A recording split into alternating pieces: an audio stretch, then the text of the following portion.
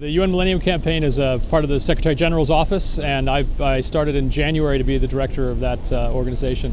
I've been with the UN for 12 years in different capacities, and we as UN staff, we like to circulate around and take different responsibilities. But now I have the joy and privilege to be the director of the Millennium Campaign. Sure. The Millennium Campaign started with the Millennium Development Goals and the Millennium Declaration.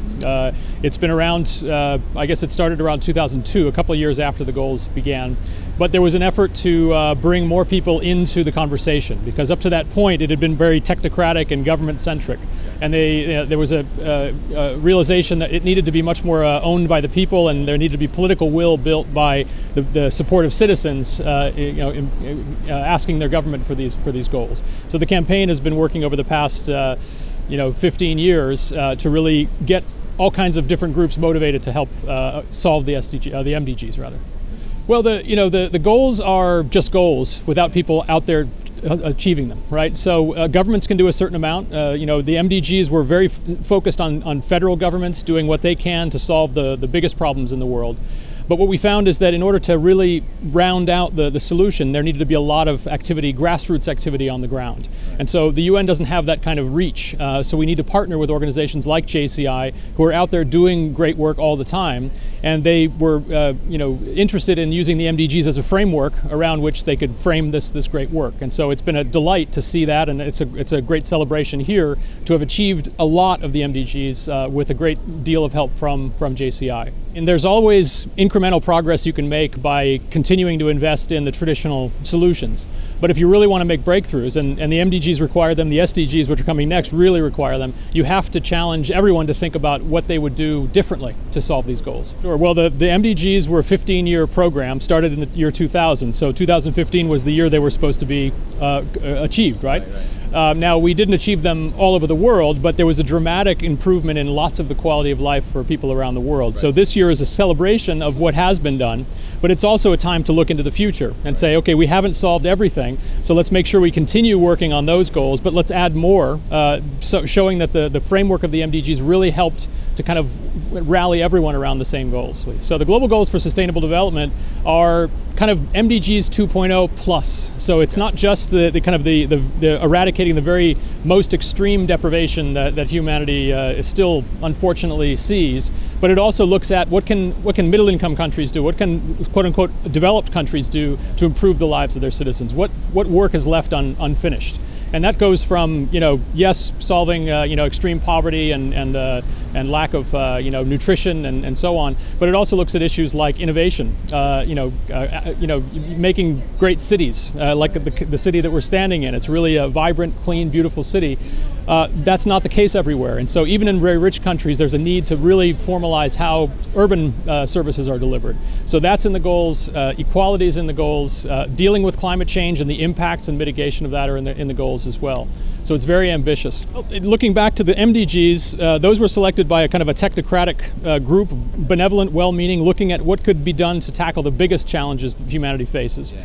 The problem with that was that it was a small group of people deciding, and so there was limited ownership coming out the gate. So people didn't feel like they were their goals, it was a group of technocratic goals. This time around, we've spent the last 3 years asking everyone around the world what they'd like to see in the next agenda. And that includes the My World Survey, which JCI was a key partner in. The My World Survey offered citizens around the world the chance to take part and have their say at the UN, asking them which of these goals or which of these targets might be most important to them. And so over the past 3 years, we had over 8 million people around the world participate and share their voice.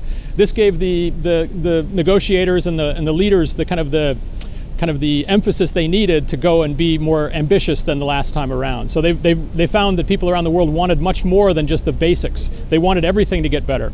And so this framework incorporates all of those things, thanks to the great participation of people around the world. So one of the big differences of the SDGs is that anybody can actually do a piece of the achievement. I mean, the MDGs was a lot about political will and driving governments to make the right decisions, with some opportunities for people to get involved, like the Nothing But Nets campaign, where JCI was very involved.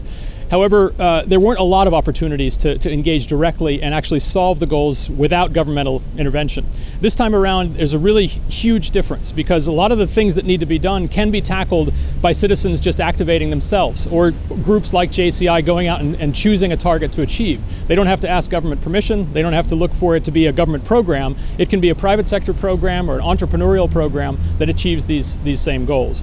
So in order to actually make that happen, you need to provide incentives and seed funding to get people interested in taking those risks and looking for those innovations. So the idea of the Global Youth Empowerment Fund is to, working with the field of JCI members and the UN's process for clearly and transparently selecting projects, we are bringing together those two forces to provide seed funding around the world to projects that have the potential to impact these goals. My World was a dramatic success because it allowed for people to have a very easy entry point into this very complex conversation, and it gave the average citizen a chance to be a decision maker. Right. So we don't want to leave that just as the selection process. In kind of it maps to the active citizen framework that the JCI provides. The needs assessment was kind of done in the first phase of My World, but now we're moving into that very difficult next phase where we have to look at prioritization in each country, means of implementation, the feedback and progress reports that people can give along the way as to whether these goals are being achieved.